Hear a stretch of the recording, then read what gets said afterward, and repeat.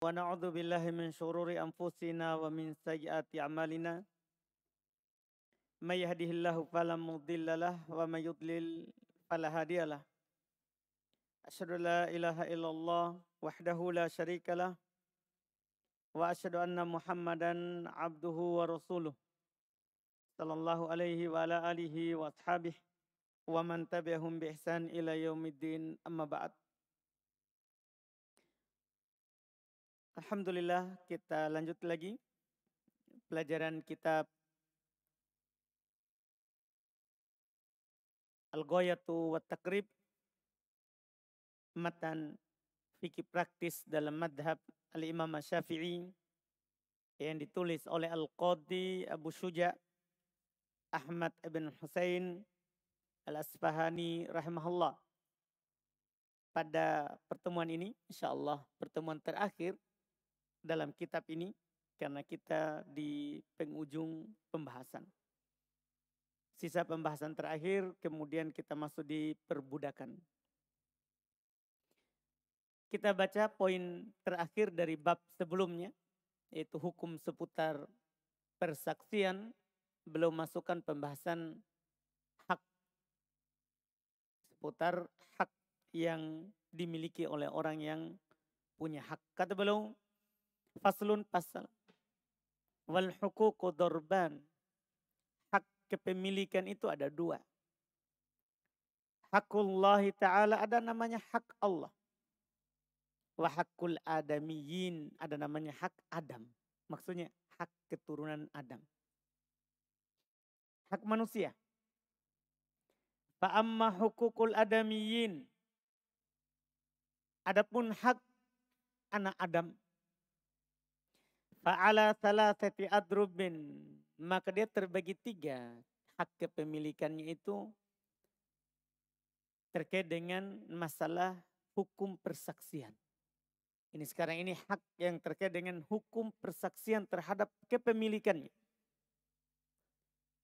Darbin la yuqbalu fihi illa syahidan dzakaron aw rajulun wa imra'atan. Ada satu hak kepemilikan persaksian yang dimiliki oleh anak Adam, itu tidak diterima kecuali harus ada dua saksi laki-laki atau satu laki-laki dua perempuan saksinya, baru dianggap sebagai haknya dan diterima persaksiannya. Au syahid wa yamin al mudda'i, atau boleh satu saksi terus ada sumpah. Ya, ada sumpah dari orang yang ya diakui atasnya hartanya. Yaminul mudda'i, sumpah orang yang mengaku. Orang yang mengaku atas harta tersebut. Ini namanya persaksian. Jadi ternyata ada namanya cukup satu saksi, satunya sumpah. Satunya sumpah. Wa huwa makanal qasdu minhul mal. Ini kalau yang diinginkan darinya adalah persaksian seputar harta. Jadi kalau ada orang bersaksi atas sebuah kepemilikan berupa harta, maka persaksiannya diterima kalau dia dua laki-laki, atau satu laki-laki dua perempuan, atau satu saksi laki-laki, terus sumpah dari pihak yang mengaku dia itu pemiliknya. Ini diterima kalau terkait dengan kepemilikan harta. Berikutnya wadarbin yuqbalu fihi syahidan dzakaron. Dan ada satu jenis dari hak diterima padanya dua saksi laki-laki. Diterima padanya persaksian dua saksi laki-laki. Wa huwa nasab. Ini terkait dengan nasab. Penyandaran orang, bukan harta. Bukan harta. Jadi ada orang mengaku dia bilang ini anaknya si fulan. Diterima kalau dua persaksiannya siapa? Dua laki-laki. Tidak diterima persaksian seperti yang tadi harta luas. diterima 2 laki-laki atau satu perempuan, satu laki-laki 2 perempuan, atau satu laki-laki terus yang mengaku tinggal bersumpah. Kalau ini terkait dengan penyandaran nasab, ini harus ada 2 saksi laki-laki.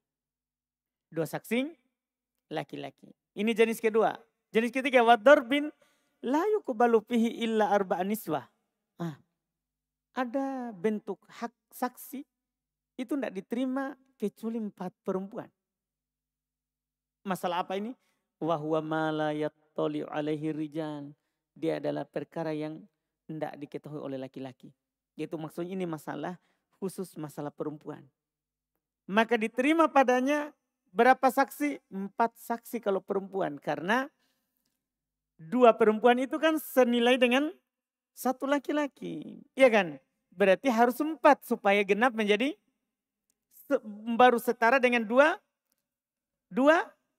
laki-laki.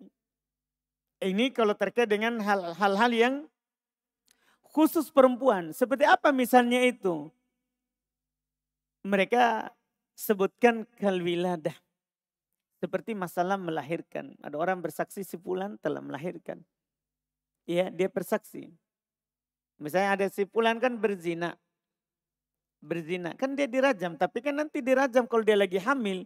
Dirajamnya itu nanti setelah melahirkan. Ya ini harus ada yang menyaksikan. Ada yang memang dia sudah melahirkan. Atau masalah yang mereka sebutkan adalah al-bikaroh. Persaksian atas keperawanan seorang. Ini kan harus siapa yang menyaksikan? Perempuan. Tidak boleh laki-laki yang memeriksa bahwa orang ini adalah perawan. Demikian pula wasaibubah. Orang ini adalah janda. Sudah tidak perawan lagi. Nah, ini sama semuanya. Iya, yang melihatnya adalah siapa? Perempuan, bukan laki-laki. Tapi 4 perempuan. 4 perempuan. Ini kalau hal-hal yang khusus diketahui oleh perempuan. Inilah 4 hak terkait dengan saksi. Terkait dengan saksi. Dan ini kalau terkait dengan haknya hamba. Hak antara sesama. Hak sesama. Seorang mengaku dia punya harta atas si fulan. Maka dia harus ada 2 saksi. Makanya orang kalau utang piutang itu harus ada tulis saksi. Harus ada tulis apa? Tulis dan ada 2 saksi. Ada 2 saksi. Kalau tidak ada 2 saksi, 2 laki-laki, maka 1 laki-laki, 2 perempuan. Kalau tidak ada, maka apa tadi? 1 laki-laki, saksinya tidak apa-apa. Satunya yang punya hak itu dia bersumpah. Kalau memang saya punya. Kalau memang dia punya. Ini kalau hak Adam. Kalau hak Allah. Pindah sekarang ke hak Allah. Wa amma hukukullahi ta'ala. Adapun terkait dengan hak Allah. Itu masalahnya bukan hak Adam tapi hak Allah. Fala tuqbalu fihan nisa. Subhanallah. Maka itu tidak diterima padanya perempuan. Persaksiannya perempuan itu tidak diterima terkait dengan haknya Allah. Tahu haknya Allah ya? Ada orang mencuri, berzina. Ya, ini semuanya saksinya laki-laki. Bukan perempuan. Hak Allah namanya itu. Wahya ala thalathatu adrub. Dia ada 3 jenis kalau terkait dengan hak Allah. Kejahatan baru yang dibutuhkan saksi. Darbin la yuqbalu fihi aqall min arba. Ada 1 jenis hak Allah yang dilanggar. Dia tidak diterima kecuali saksinya paling sedikit 4. Tidak diterima lebih kurang dari 4. Seperti apa? Wahwa zina. Ini seperti misalnya zina. Kan orang ketika menuduh orang lain zina. Harus dia datangkan berapa? 4 saksi. Kalau dia tidak dapat 4 saksi, diapain dia? Kan dicambuk yang menuduh. Sudah lewat bersama kita itu. Dicambuk yang menuduh. Kalau dia tidak punya 4 saksi. Dan 4 saksi di sini laki-laki. Ini terkait dengan hak Allah. Kalau hak manusia diterima perempuan. Tapi harus dipahami. 2 perempuan itu senilai dengan 1 laki-laki. Harus. Tidak disamakan persaksian. Laki-laki dan perempuan. Mungkin bisa kita pahami ini. Nah, ini yang disebutkan. Ini yang kita harus pahami. Tapi kalau hak Allah. Tidak diterima perempuan. Yang diterima hanya persaksian laki-laki. Itu haknya Allah. Ini harus dibedakan. Jangan sampai kita ratakan antara laki-laki dan perempuan. Tidak. Kalau hak Adam betul. Tapi kalau hak Allah tidak ada diterima dari perempuan. Dan dia terbagi 3. Ada yang memang tidak diterima kurang dari 4. Paling sedikit 4. Seperti zina. Wadarbin yuqbalu fihi syahidan. Dan ada jenis dari hak Allah yang dilanggar. Diterima persaksiannya 2 saksi saja. Dianggap boleh. Wahu gharu zina minal hudud. Ini selain zina. Ada 2 orang saksi menyaksikan kalau dia mencuri. Merampok. Pokoknya selain zina. Selain zina diterima padanya apa? 2 saksi laki-laki. 2 saksi laki-laki. Wadarbin yuqbalu fihi syahidun wahid. Tapi ada satu jenis dari hak Allah itu diterima padanya 1 saksi saja. Paling sedikit. Diterima paling sedikit 1 saksi. Apa itu? Wahuwa hilal Ramadan. Yaitu kalau dilihat hilal bulan Ramadan. Orang tidak ada melihat hilal. Tapi ada 1 orang laki-laki lihat hilal. Nah, dia misalnya dia di pinggir pantai tentunya pinggir pantainya pantai barat bukan timur. Karena bulan hilal tidak terbit di timur. Tidak terbit di timur. Lihatnya di hilalnya itu di barat. Matahari terbenam. Dia menyaksikan bahwa dia lihat dengan mata kepalanya ada hilal. Muncul. Diterima. Seorang berpuasa dengannya. Kaum muslimin berpuasa dengannya. Walaupun dia adalah seorang. Apalagi yang melihat adalah tentunya lebih dari 1 orang. Ini yang disebutkan. Setelah itu belum berpindah persaksiannya orang buta. Apakah persaksiannya orang buta diterima? Belum berkata wala tuqbalu syahadatul a'ma. Tidak diterima persaksiannya orang buta illa kecuali fi khamsati mawadi, pada 5 tempat. Pertama an-nasab, masalah nasab, keturunan. Wal maut, masalah kematian. Orang buta menyaksikan, dia bilang sudah mati seseorang. Dia bersaksi itu. Diterima. Ya. Kemudian wal milkul mutlak, dan kepemilikan yang secara mutlak. Kepemilikan yang secara mutlak bahwa si fulan punya itu. Diterima ternyata kalau dia bersaksi bahwa memang itu punyanya si fulan. Ya, ini kepemilikan mutlak. Kan di sana ada kepemilikan tapi muqayyad, terbatas, tertentu. Iya, tertentu. Iya, ini yang kedua. Wa tarjamah. Ternyata diterima persaksiannya orang buta dalam hal at-tarjamah, menerjemahkan. Ketika dia menerjemahkan sesuatu, diterima penerjemahannya. Diterima penerjemahannya. Demikian pula wa alal madbut. Diterima persaksiannya orang buta di atas sesuatu yang tertentu. Sesuatu yang jelas. Kalau sesuatu yang tidak jelas, tidak diterima dari orang buta. Jadi harus sesuatu yang jelas baru diterima perkataannya. Diterima persaksiannya. Kemudian wa ma tahammalahu qoblal ama, tentunya. Yang terakhir apa yang dia lihat, dia saksikan sebelum dia buta. Jadi nanti dilihat tahun berapa kamu, nanti di pengadilan akan ditanya. Tahun berapa ini terjadi? Dia bilang tahun sekian. Kamu butanya tahun berapa? Kamu buta dari lahir atau tidak? Kalau dia bilang buta dari lahir itu tidak diterima persaksiannya.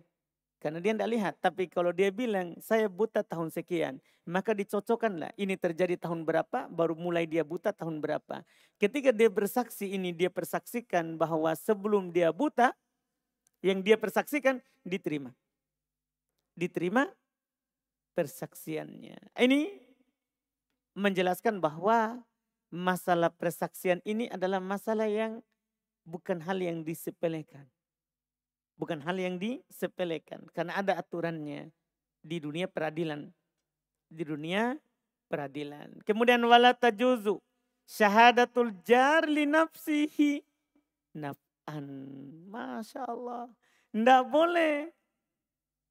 Ya, seorang tetangga itu mempersaksikan untuk dirinya manfaatnya. Dia bersaksi tapi manfaatnya kembali ke dirinya dia. Tidak boleh. Bisa saja dia zalim karena ini kalau saya bersaksi begini saya akan dapat. Tidak boleh dia bersaksi. Harus orang lain. Walad dafi anhad dororon. Tidak boleh pula seorang yang menolak bahaya dari dirinya bersaksi. Tadi mendapat manfaat. Demikian pula ini kalau akan begini maka nanti akan memberatkan saya. Akhirnya dia bersaksi. Tidak boleh pula. Yang bersaksi itu orang lain. Bukan yang mendapatkan manfaat dari perkara itu. Bukan pula yang mendapatkan doror.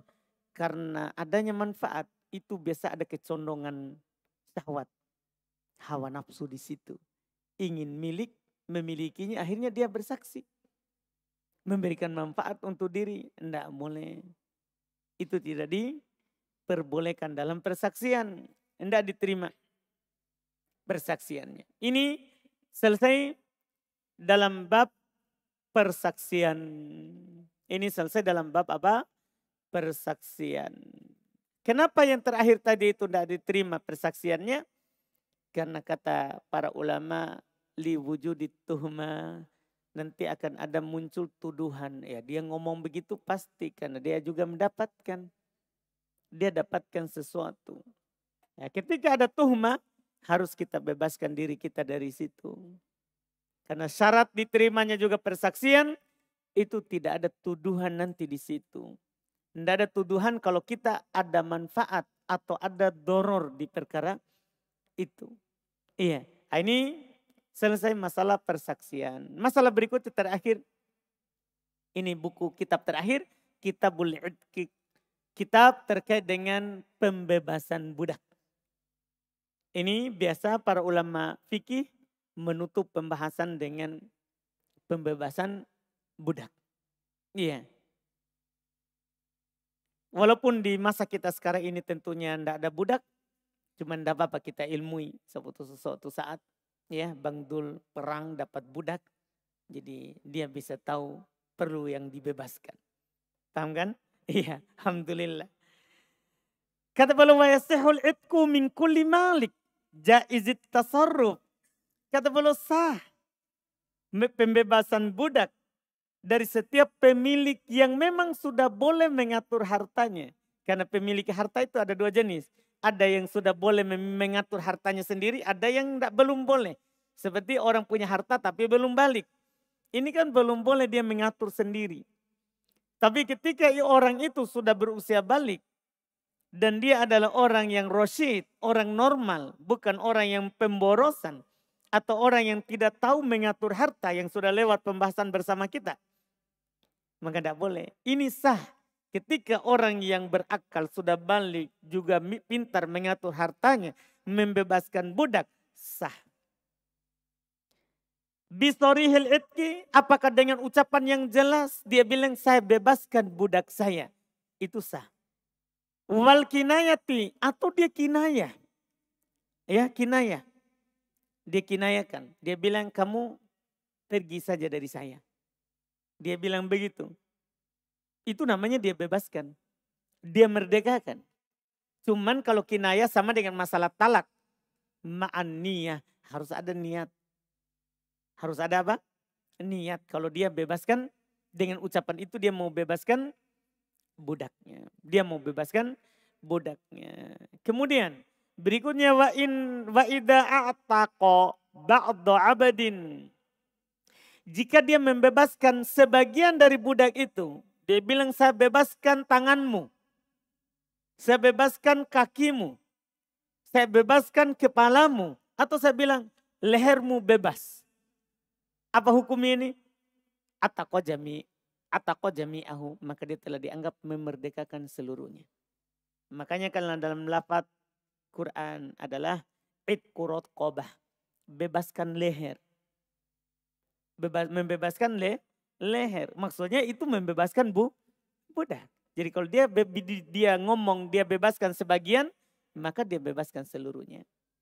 Bebas seluruhnya. Fa in ataqa syirkan lahu fi 'abdin wa huwa musir sarul itqu fi bakihi wa alaihi qimatu nasibi syariki. Kadang itu kan orang memiliki budak, dia tidak sendiri tapi berserikat. Gimana itu? Macam-macam. Misalnya di rampasan perang, tidak bisa dibagi satu-satu budak. Akhirnya nanti kan dibagi rata kepemilikan. Jadi kadang satu budak itu disekutui, diserikati. Gimana modelnya kalau dia mau bebaskan bagiannya? Beliau bilang, kalau dia bebaskan bagiannya dalam budak, dan dia adalah orang yang memiliki kemudahan, dia lapang, maka sarol itku ila baki. Dia bebaskan seluruh budak itu. Maksudnya dia kata beliau, wa alaihi qimatu nasibi syariki. Dia bayar bagian sekutunya tadi. Misalnya ini budak dia miliki berdua. Sudah dia bebaskan bagiannya setengah, dia bayar setengahnya. Ini kalau dia dimudahkan. Kalau dia dimudahkan. Kemudian waman malaka wahidan min walidayhi au maulidihi ataqa alaihi. Juga sama. Kata beliau siapa yang saja yang memiliki seorang budak dari ayahnya atau dari anaknya, secara otomatis budak itu menjadi merdeka. Kita paham ini pembahasan? Ada orang ya, dia memiliki budak. Budak ini dimiliki oleh ayahnya. Atau budak ini malah dimiliki oleh anaknya. Oleh anaknya. Maka ini budak miliknya anak. Dia merdeka. Dia merdeka atas oleh ayahnya. Dalil mereka adalah seorang itu bisa membalas jasanya orang tuanya dengan membebaskan budak yang dia punya. Ya kan? Dia bisa membalas jasa orang tuanya ketika dia bebaskan budak yang dia miliki atau dimiliki oleh ayahnya, dia merdekakan. Sebagai jasa dari ayahnya. Seperti dalam hadis. Iya. Ketika Nabi katakan la yajzi al-walad walidah illa iyajida mamlukan fayashtari thumma yu'tiku. Seorang anak tidak bisa membalas jasa orang tuanya kecuali dia mendapatkan budak, kemudian dia beli dan dia merdekakan.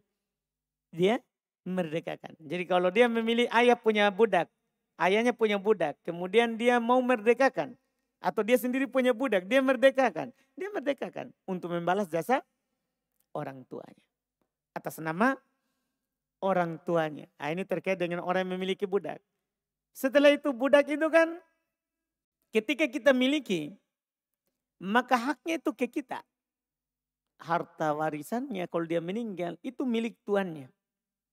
Sekarang bagaimana kalau ada yang memerdekakan? Milik siapa? Kan kalau dimerdekakan maka tuannya kan dibayar dari harga budak itu. Kemudian nanti kalau dia meninggal, milik siapa? Nah, ini sekarang pasalnya, miliknya yang memerdekakan.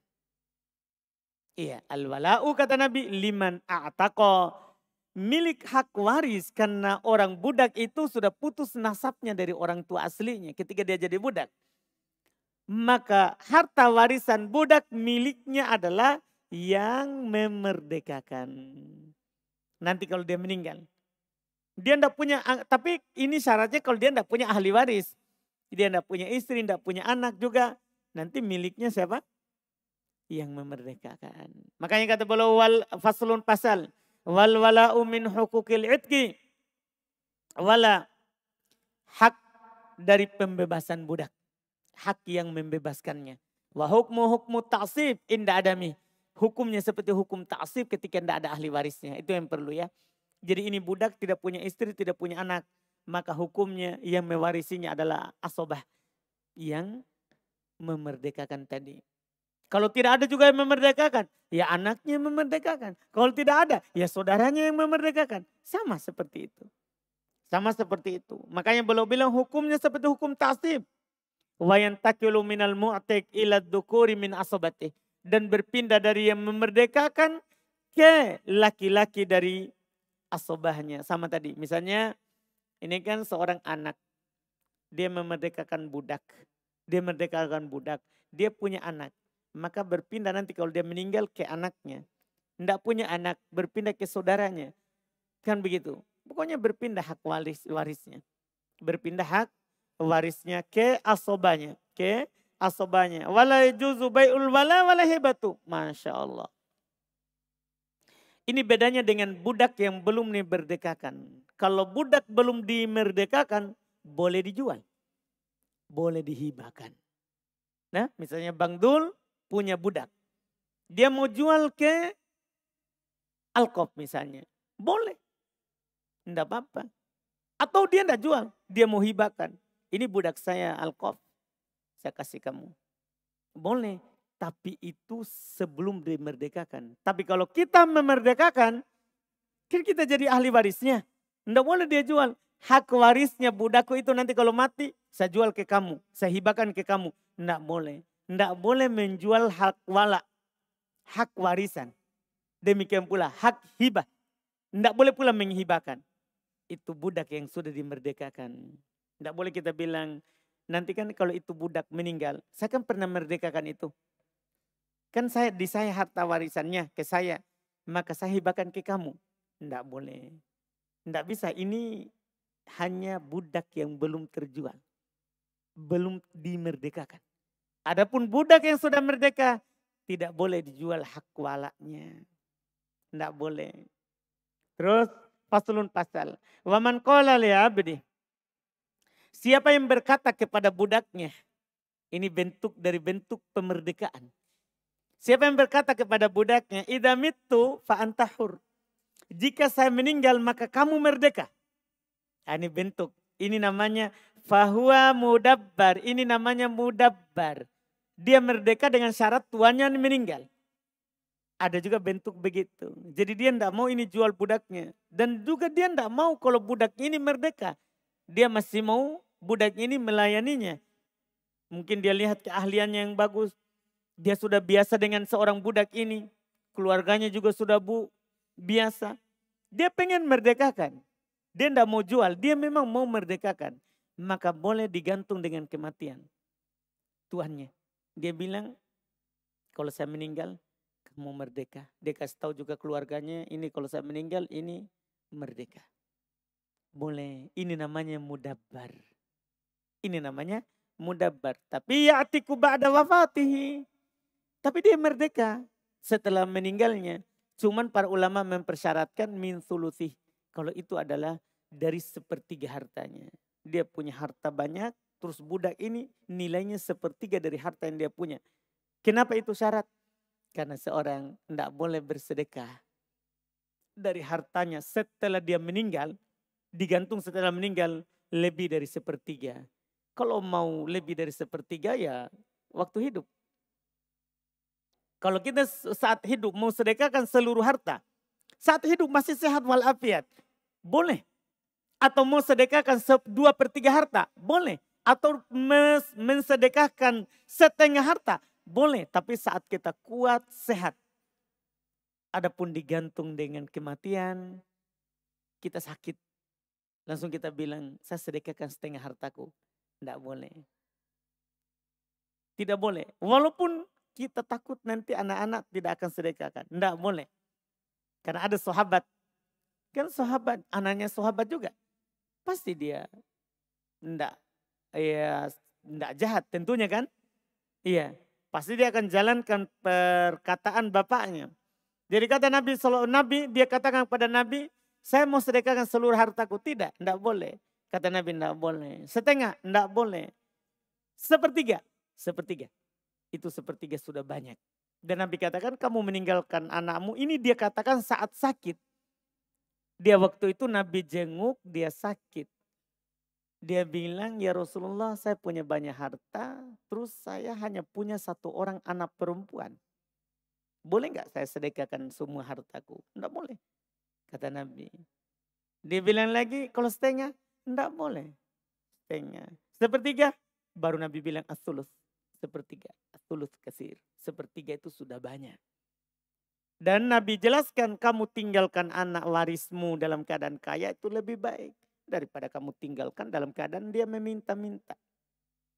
Anda paham kan? Ini kalau saat sakit sudah dirasakan meninggal. Dokter sudah putuskan hidupmu sisa. Pokoknya sisa. Begitu. Walaupun itu kan hukum dokter hanya sekedar penelitian. Tidak pasti. ada orang dokter hukumi hidupmu tinggal 4 bulan lagi ini. Kalau tidak dicangkok hatimu, sudah 15 tahun belum mati-mati. Itu kan masalah takdir. Dokter kan hanya berbicara tentang penelitiannya begitu. Tapi kalau ada orang begitu takut mati, dia akan meninggal. Ya, akhirnya dia sedekahkan semua hartanya. Tidak boleh. Nah, ini sama ini. Kalau dia budaknya dia gantung setelah meninggal baru merdeka, dilihat dia punya harta lain enggak selain ini budak. Kalau dia tidak punya, enggak boleh, enggak jadi. Ini jadi harta warisan. Nanti tergantung anak-anaknya mau merdekakan untuk ayahnya atau tidak. Tinggal itu lagi istilahnya. Jadi lihat, ini boleh sepertiga. Wa yajuzu ayyabi'ahu fi hali hayati. Dan ini bedanya budak yang dimerdekakan dengan saat hidup dan merdeka saat setelah meninggal. Ternyata boleh dia menjual budak itu ketika dia masih hidup. Misalnya ternyata dia masih hidup lama. Kan digantung dengan kematian. Boleh dia jual.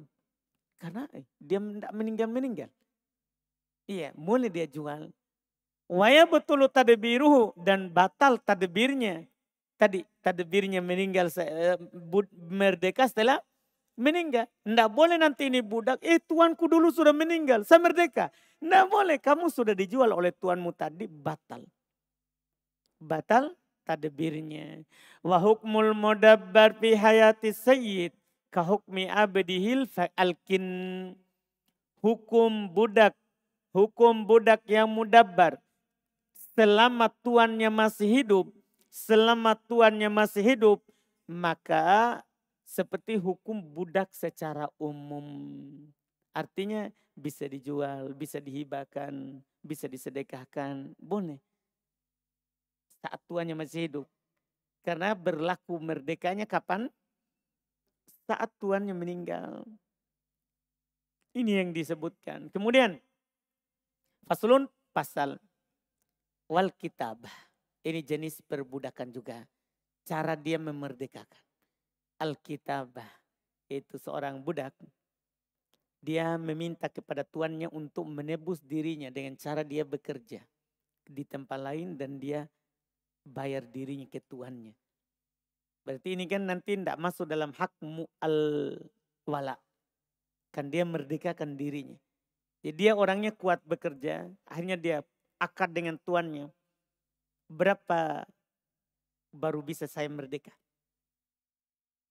Belum bilang wal kitabatu mustahabbah. Idza sa'alahal abdu. Alkitabah menulis akad janji merdeka. Itu mustahabbah. Dianjurkan jika budak itu menginginkannya. Jika seorang budak dia bilang saya mau merdeka. Berapa saya harus bayar? Maka dianjurkan bagi tuannya untuk mengabulkan permintaannya itu. Tinggal diakad berapa. Ini wakana ma'amunan muktasiba. Cuma ada syaratnya. Dia amanah orangnya itu, budaknya. Dia amanah, dia memang mampu bayar nanti. Dan dia adalah orang yang bekerja. Bukan budak pemalas. Iya, budak ini adalah memang bisa bekerja di tempat lain. Boleh. Wala taslihu illa bimalin ma'lum ila ajalin ma'lum. Cuman tidak sah kecuali dengan harta yang sudah ditentukan. Berapa nilainya? Iya, berapa nilainya? Misalnya dia bilang kamu merdeka dengan satu aukiah dari kurma misalnya. Ya, satu aukiah anggaplah dia bilang 60 sok. 60 sok dari kurma misalnya. Boleh. Yang penting sudah ditentukan. Ila ajalin ma'lum. Terus waktunya juga sudah ditentukan. Sekian bulan. Kamu tebus dirimu, saya kasih waktu. Waktunya sudah ditentukan. Kemudian kata beliau wa aqalluhu najman. Cuman paling sedikitnya adalah najman. Bisa dikatakan dia paling sedikitnya 2 bulan. Bisa juga najman, bisa 2 tahun. Pokoknya paling sedikit 2 bulan bisa. Ya, tergantung harga yang ditentukan. Dan tergantung budak itu melihat ini dia bekerja akan dapat membebaskan dirinya sekian. Kalau lamanya terserah berapa, yang penting ditentukan. Yang penting ditentukan. Iya. Wahya lazimatun min jihati sayyid. Dan ini adalah akad yang lazim, tidak bisa diangkat dari sisi sayyid. Dari sisi tuannya ini, di akad lazim. Ya harus dijalankan, tidak bisa diangkat sepihak, itu namanya akad yang lazim. Kan akad itu ada jaiz, ada lazim. Sebagaimana telah lewat di pembahasan jual beli. Kalau akadnya lazim, tidak bisa dibatalkan oleh satu pihak. Kalau akadnya jaiz, boleh diangkat oleh sepihak. Iya. Nah, ini lazim bagi tuannya. Wa min jihatil abdi jaizah. Tapi dari sisi budak ini, dia akad boleh. Artinya tuannya tidak boleh dia batalkan sepihak. Tapi budak dia mau batalkan. Dia misalnya dia bekerja tapi tidak bisa. Akhirnya dia batalkan untuk kitabah. Tadi boleh. Dibolehkan. Kemudian walahu ta'jizu nafsi. Wa fasuha mata sya'a. Boleh. Dianggap dirinya sudah tidak mampu. Atau dia batalkan kapan dia kehendaki. Tidak apa-apa. Ini dari sisi budak. Boleh dia batalkan. Dia merasa dia tidak mampu lagi untuk membayar dirinya. Boleh. Hal tersebut. Terus. Wa'alal mukatab. At-tasarruf bima fihi tanmiyatul mal. Ini bedanya budak dengan yang mukatib. Ini kan yang mukatib. Selama dia belum bisa tebus dirinya dengan akad tadi. Dia masih budak. Cuman bedanya. Dia bebas mengatur hartanya sendiri. Beda dengan budak. Yang masih dimiliki. Hartanya punya tuannya. Harta itu budak. Hartanya budak itu. Hartanya siapa? Tuannya. Tapi kalau budak yang mukatab. Budak yang mau memerdekakan dirinya. Dia bisa mengatur hartanya sendiri. Bukan lagi haknya tuannya. Bukan lagi haknya tuannya. Kemudian beliau berkata wa ala sayyid ayyaddu'a anhu min malil kitabah ma yasta'inu bih masyaallah. Bagi tuannya boleh untuk menggugurkan darinya harta alkitabah apa yang membantunya supaya dia bisa memerdekakan dirinya. Misalnya ini dia punya modal, punya harta. Tuannya boleh bilang ini kamu pakai saja untuk berusaha supaya kamu bisa memerdekakan dirimu. Nah, ini Masya Allah. Iya, itu beliau bilang adalah ala sayyid. Bisa dikatakan wajib bagi tuannya. Karena kan tidak bisa dia bilang, ini dia janji ini. Biar saja saya persulit supaya dia tidak jadi merdeka. Tidak boleh. Ini kan ta'awun alal birri wa taqwa. Tuan itu harus membantu budaknya supaya dia bisa merdeka. Wala yatiku illa biadati jami'il mal ba'dal qadril maudu'i anhu masyaallah. Dia tidak merdeka kecuali setelah menunaikan seluruh harta yang setelah ditentukan tadi akadnya. Jadi misalnya dia kan di atas satu auqiyah misalnya 60 so. Dia tidak jadi merdeka kecuali sudah terpenuhi ini 60 so. Seperti itu. Iya, itu kan akad. Ya, ini namanya alkitabah. Kan sama dengan gade. Ya sama dengan gade. Dirinya kan jadi jaminan untuk bayar utang. Sehingga tidak boleh dia memerdekakan dirinya, mengatakan dirinya merdeka sebelum lunas utangnya. Sebelum lunas utangnya. Ini yang disebutkan. Kemudian berikutnya kata beliau, fasal ini terakhir. Beliau berkata, wa idza asaba sayyid amatah.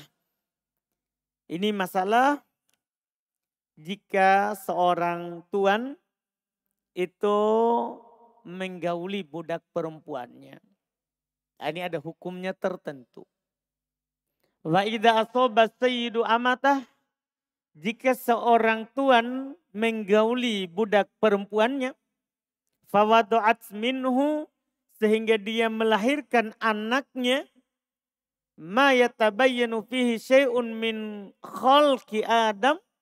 Dia melahirkan apa yang sudah jelas dari dalam anak itu bentuk manusia. Artinya anggaplah keguguran.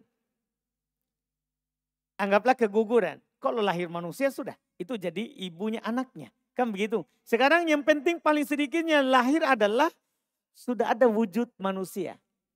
Itu paling sedikitnya, artinya keguguran misalnya. Apa hukumnya itu dari budak?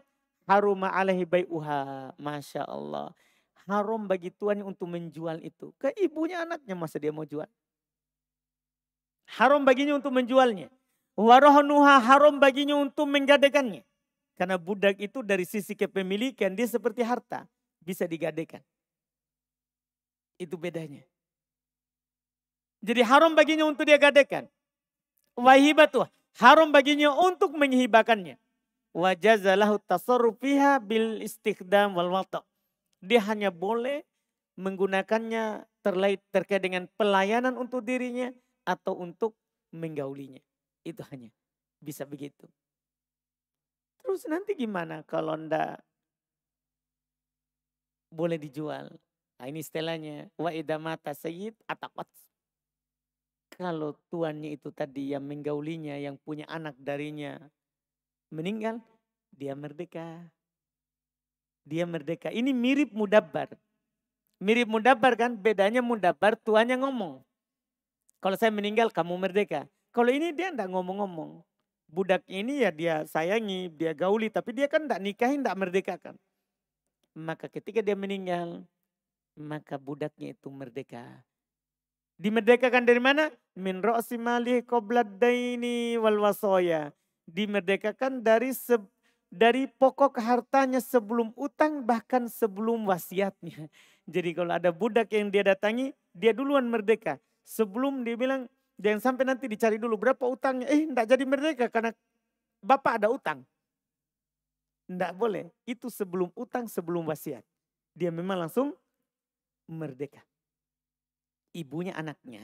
Ibu dari anaknya. Itu diistilahkan dengan ummul walad. Ibunya anaknya. Karena anaknya ikut bapak. Iya ikut bapak. Tapi ibu itu masih budak. Dia merdeka kalau tuannya apa? Hah? Kalau tuannya meninggal. Kalau anaknya wawaladuha min goirihi bimanzilatiha. Kalau anak dari tuannya tentunya hukumnya tidak sama dengan ibunya. Tidak sama dengan ibunya. Berarti ini anaknya jadi apanya? Jadi tuannya. Ini yang disebutkan oleh Nabi SAW di salah satu tafsir dari ulama. Yang ketika Jibril bertanya kepada Nabi, apa tanda hari kiamat? Kata Nabi, antalidal amatu robbataha.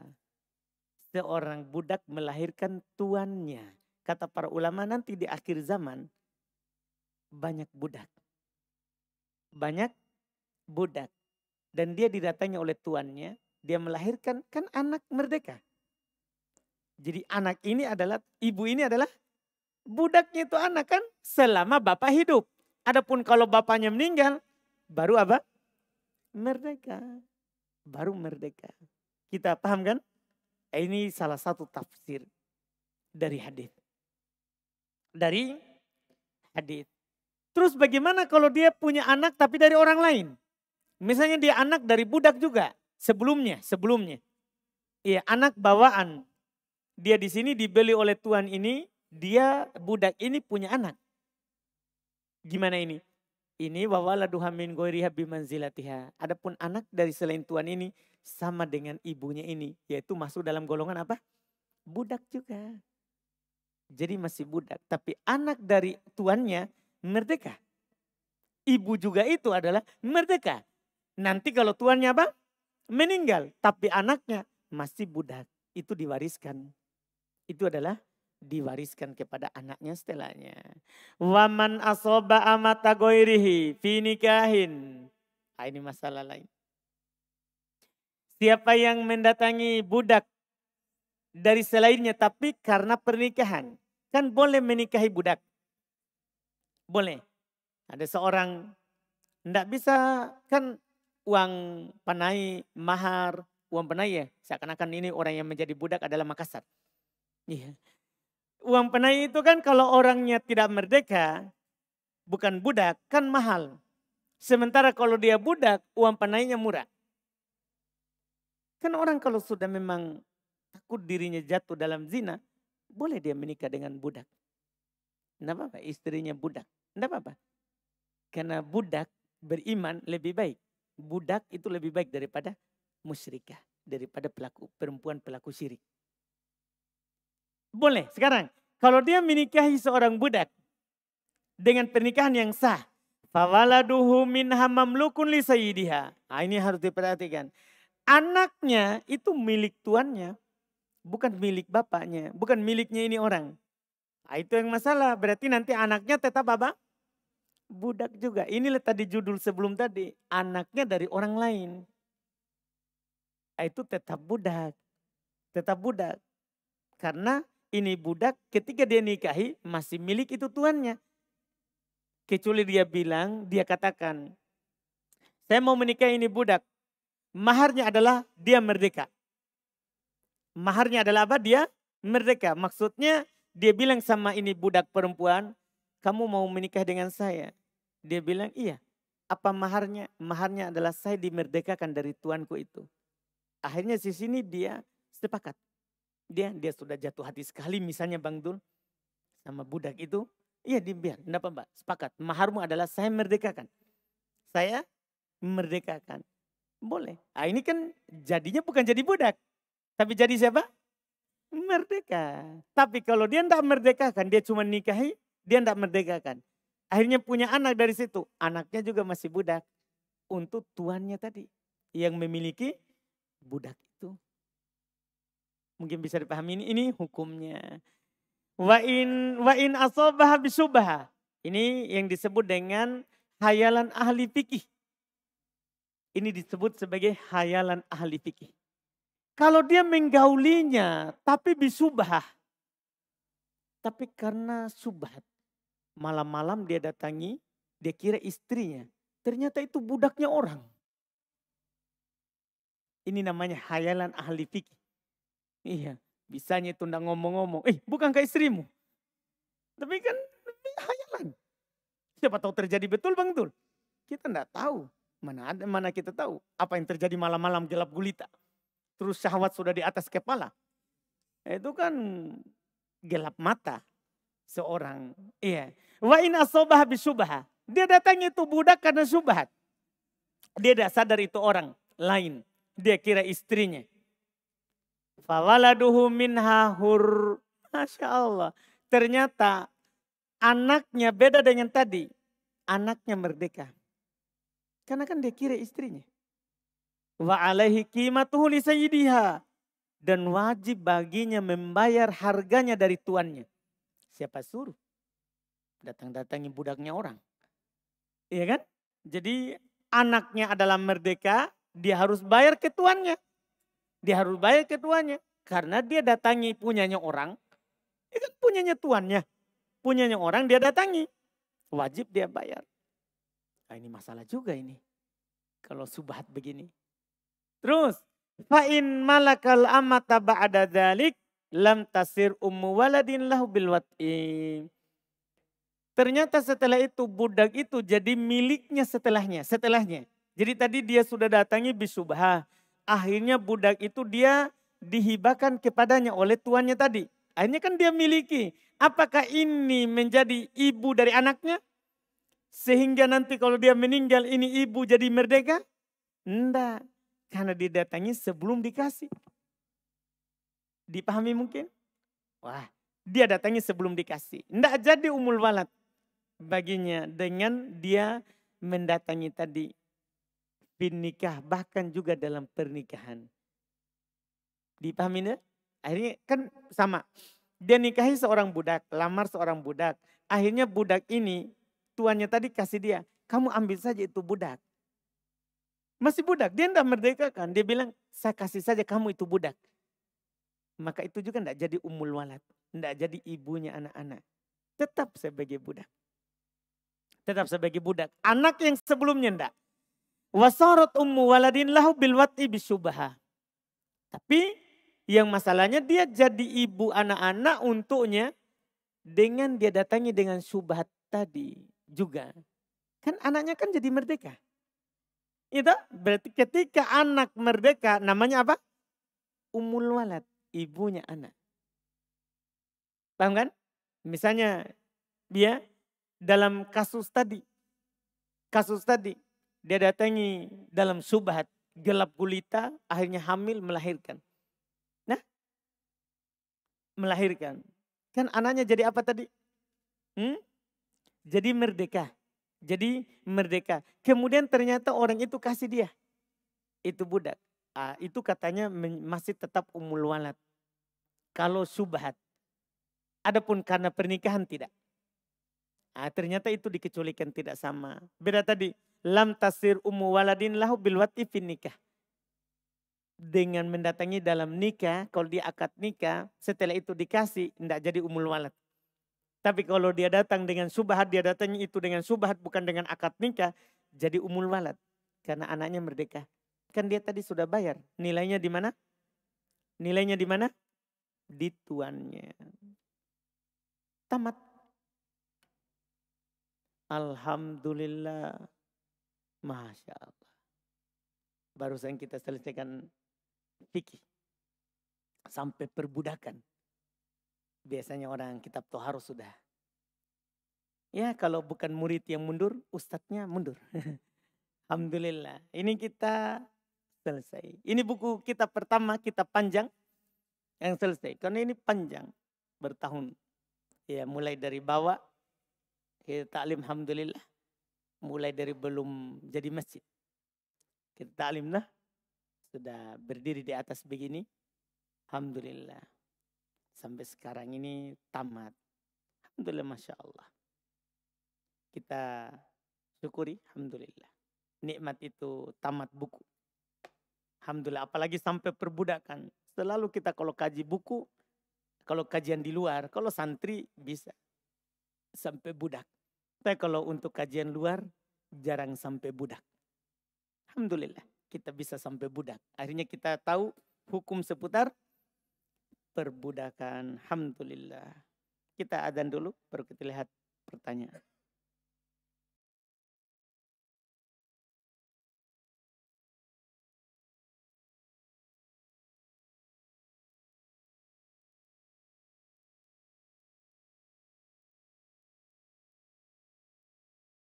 Kita lihat sini ada pertanyaan, apakah halal budak digauli tanpa ikatan pernikahan? Sudah dibilang tadi. Kalau kita yang punya, ya punya tak? Halal. Tapi kalau budaknya orang lain, tidak boleh. Harus ada pernikahan. Harus ada pernikahan. Atau kita dikasih. Iya. Itu yang kita bahas tadi disebut ummul walad, ibunya anak.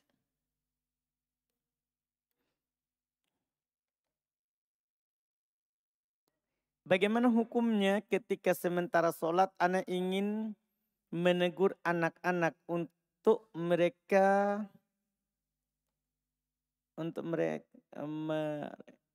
ribut atau udah ada sesuatu yang berbahaya. Apakah boleh dengan suara isyarat? Misal, apakah membatalkan sholat anak? Iya. Kalau memang itu diperlukan, membahayakan dirinya, akan jatuh di sumur, akan jatuh di tangga, boleh. Iya, kita ngomong. Kalau ada daruratnya. Itu dimaafkan. Iya, misalnya kita bilang, anak di tangga. Supaya orang ambil. Boleh. Tidak apa-apa. Iya. Boleh juga tadi berdehem. Iya. Tidak membatalkan sholat. Begitu deh. Alhamdulillah. Pengalaman ini saudara. Bagaimana cara menghadapi suami yang malas mencari uang untuk keluarganya? Masya Allah. Hati-hati suami ini. Dan bagaimana caranya jika dia marah saat ditanya untuk menafkahi anak-anaknya. Sementara anak-anak butuh dinafkahi. Iya. Kita kasih tahu. Ya kalau kami sebagai ustadz hanya kasih tahu. Seorang suami itu bahwa menafkahi istri, anak, itu wajib, bukan sunnah. Itu wajib, bukan sunnah. Iya, karena Allah perintahkan di Quran.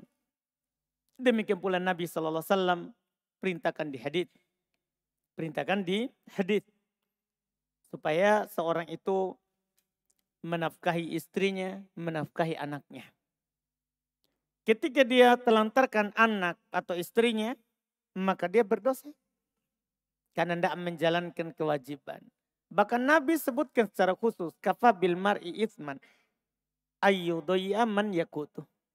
Cukup seorang itu dikatakan berdosa kalau dia telantarkan yang menjadi tanggung jawabnya. Ini kita sebagai ustadz. Adapun kita sebagai istri, boleh kita ingatkan suami itu untuk menafkahi. Kalau dia tidak nafkahi karena malas kerja, kita ingatkan. Kalau dia tidak menafkahi karena kikir, boleh kita ambil hartanya tanpa izinnya. Sesuai dengan yang kita butuhkan. Dibolehkan. Dibolehkan ketika suami itu kikir, boleh istri mengambil sembunyi-sembunyi uang yang di dompetnya atau uang yang ada di ATM-nya misalnya. Ya, dia transferkan. Tapi sesuai dengan kebutuhan. Sesuai dengan kebutuhan. Itu dibolehkan. Itu dibolehkan.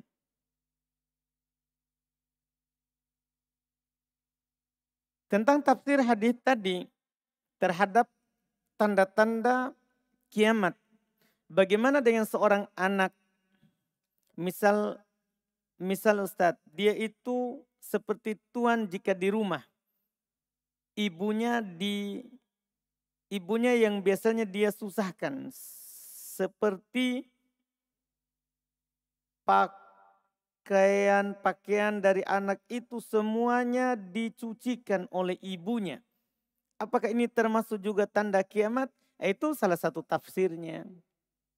Nanti di akhir zaman banyak anak durhaka. Dia perlakukan ibunya seperti budaknya. Sisa dia jual mami, tidak. Itu juga tafsir hadis.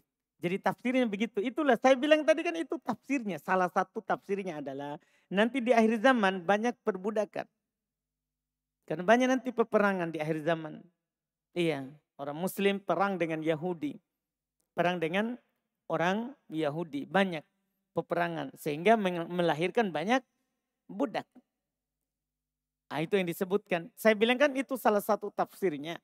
Salah satu tafsirnya juga nanti di akhir zaman banyak anak durhaka.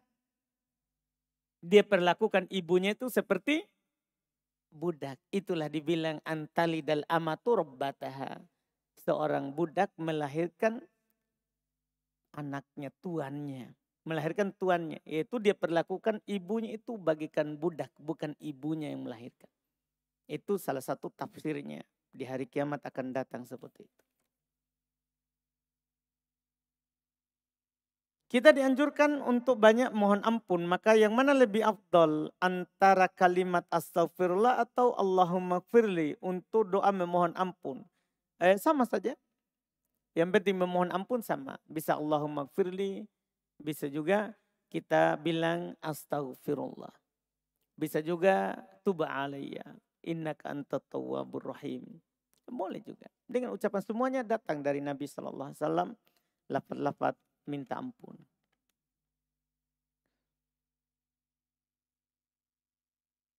Bagaimana seharusnya sikap seorang muslimah dalam memilih tempat kerja atau praktek? Hal apa saja yang perlu dipertimbangkan? Qadarullah di kampus saya mengharuskan mengikuti program praktek pada biro-biro profesional seperti sudah pasti ada campur baur di dalamnya. Mohon nasihatnya Ustadz, amalan apa saja yang baik kita lakukan ketika kita sedang bingung? Iya, ketika kita sedang bingung kita jawab dulu yang paling terakhir kan itu paling mudah, kita sholat istikharah. Karena Nabi menganjurkan seperti itu. Kalau kita lagi menghadapi sesuatu yang membimbangkan, atau dihadapkan dengan 2 masalah, 3 masalah, maka kita sholat istikharah. Maka kita melakukan sholat istikharah, meminta pilihan kepada Allah. Dengan membaca doa istikharah yang dimaklumi. Allahumma inni astakhiruka biqudratika wa astakhiruka biilmika wa astaqdiruka biqudratika wa anta allamul ghuyub. Sampai seterusnya doa istikharah yang ada dalam riwayat Imam Al-Bukhari rahimahullah. Adapun di sini untuk praktek program ya program praktek ini ya kalau itu kita tidak bisa hindari, kalau kita hindari malah kita akan lambat tamatnya, lakukan saja dengan hati yang mengingkari supaya cepat tamat. Daripada kita tunda-tunda terus akhirnya lama kita di dunia itu. Iya, kita pilih saja mana yang ringan bahayanya, mana yang ringan dorornya, kemudian kita lakukan dengan hati yang mengingkari. Terkait dengan sampainya kita ke masjid dalam keadaan adzan. Apakah larangan duduk saat adzan berasal dari hadis sahih Ustaz? Bukan, tidak ada larangan duduk saat adzan. Tidak ada itu. Kita dilarang duduk, dianjurkan sholat 2 rakaat saat kita masuk masjid. Kan begitu? Cuman ketika adzan, kan kita ditabrakkan 2 amalan. Dan tidak bisa dikompromikan. Menjawab adzan dan sholat tahiyat masjid. Maka sunnah kita berdiri menjawab adzan. Baru nanti sholat sunnah. Itu namanya kompromi. Dikompromikan. Kan hadisnya kan cuma dia bilang. Idza dakhala ahadukumul masjidah fala yajlis hatta yarka' rak'atain. Apabila salah seorang dari kalian masuk masjid, jangan dia duduk sampai sholat 2 rakaat. Berarti boleh dia berdiri untuk menjawab adzan. Untuk menjawab adzan. Ya, itu yang disebut. Tidak ada hadis khusus yang menyatakan bahwa kalau kamu datang ke masjid, terus kamu sedang adzan, kamu tidak boleh duduk. Tidak ada itu. Artinya kalau kita masuk masjid sedang adzan, kita mau sholat sunnah, tidak ada masalah. Cuman kita tidak dapat keutamaan menjawab adzan. Begitu saja. Seperti itu saja masalah yang ditanyakan.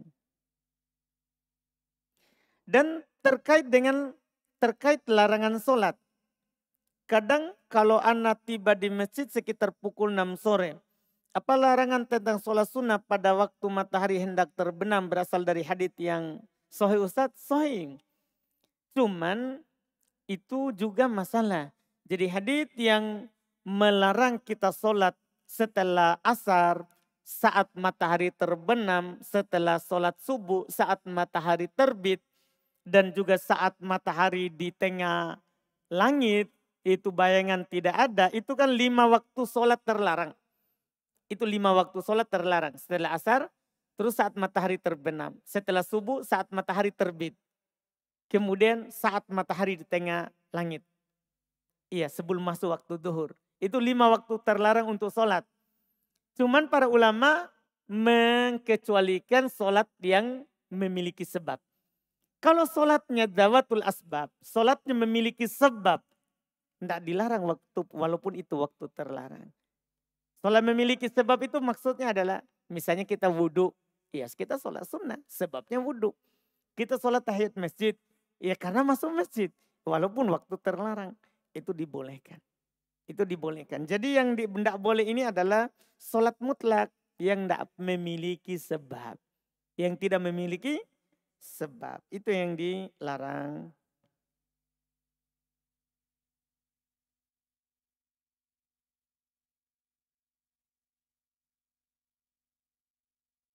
Masya Allah. Ini pertanyaan disiapkan dari rumah atau di print di atas? Kan diketik. Saat ini sedang berada di fase dijauhi seseorang.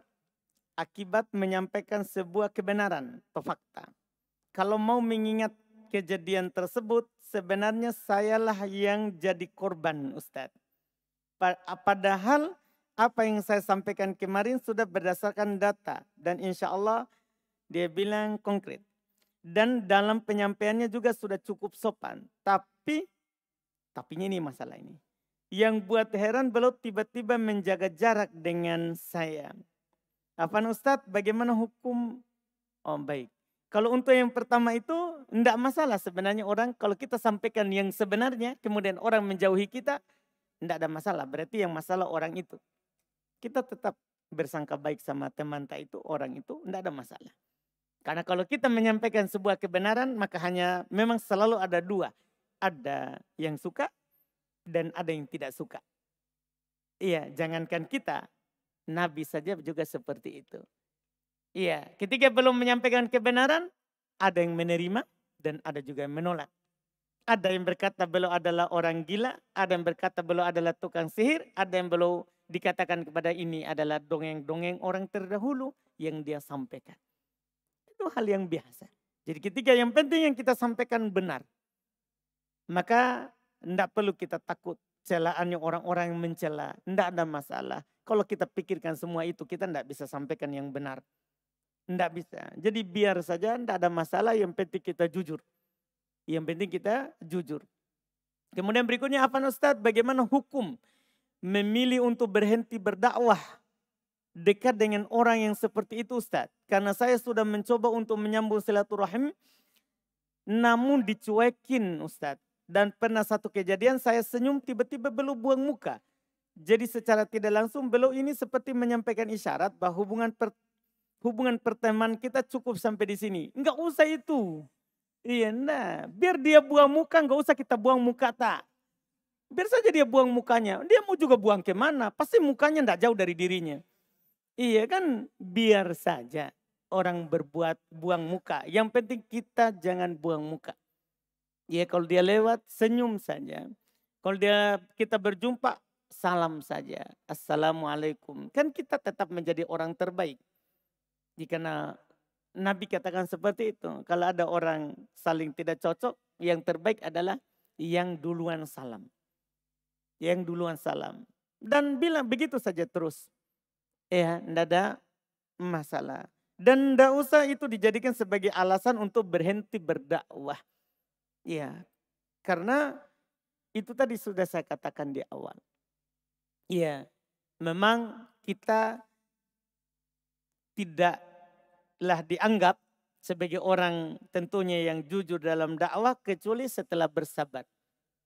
Makanya di surat Wal Asri, surat Al-Asr, kan yang disebutkan apa? Setelah Allah katakan watawasau sebelum bersabar apa dulu? Bil haqqi terus. Kenapa sabar setelah saling berdakwah? Kan sebelumnya itu kamu saling menasihati dalam kebaikan.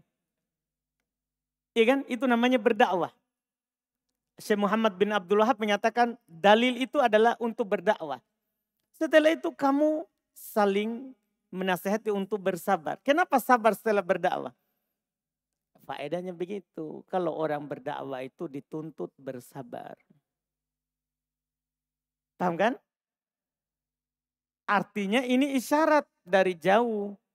Ini dari jauh bahwa kalau kita berdakwah pasti ada orang yang memusuhi. Pasti ada orang yang benci. Ya harus bersabar. Harus bersabar. Dipahami seperti itu? Dan ada dalil yang sangat bagus sebenarnya dalam hal ini. Tapi saya tidak hadir ayatnya. Apa itu ayatnya? Inna anzalna. Apa itu? Bukan surat Al-Qadr. Iya. Bukan. Ada dalil sebenarnya yang sangat bagus. Saya pernah dapat itu faedahnya. Di ucapan dari Asy-Syaikh Ibnu Utsaimin rahimahullahu ta'ala. Bahwa seorang berdakwah itu harus ada namanya kesabaran. Iya. Harus ada namanya kesabaran. Di surat-surat belakang itu. Iya.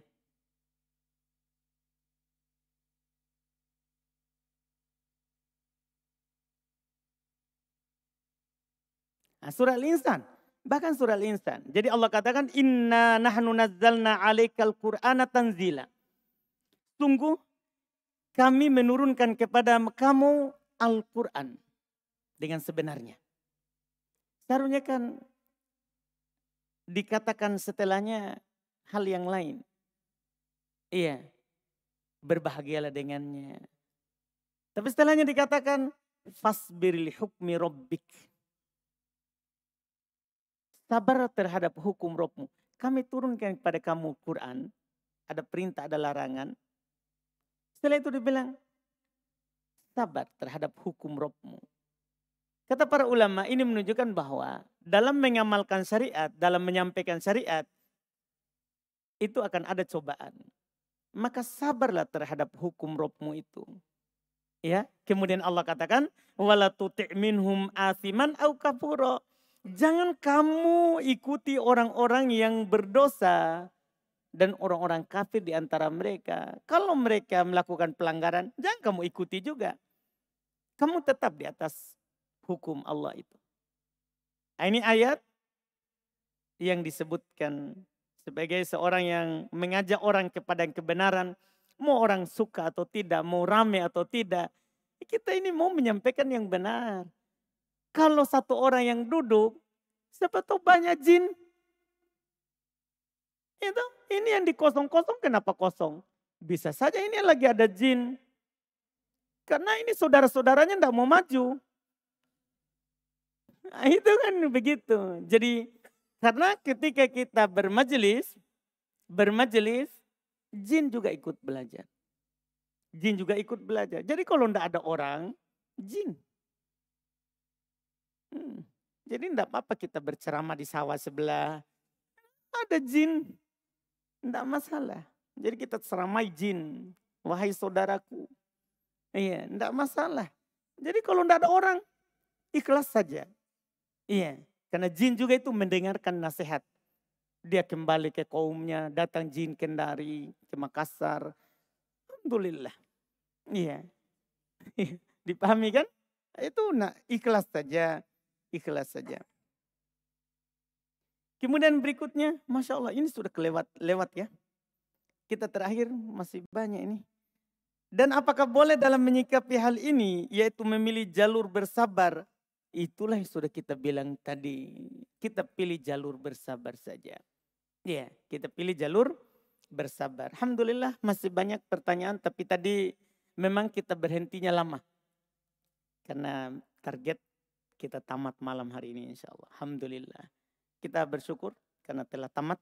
Insya Allah nanti akan diumumkan lagi pembahasan berikutnya.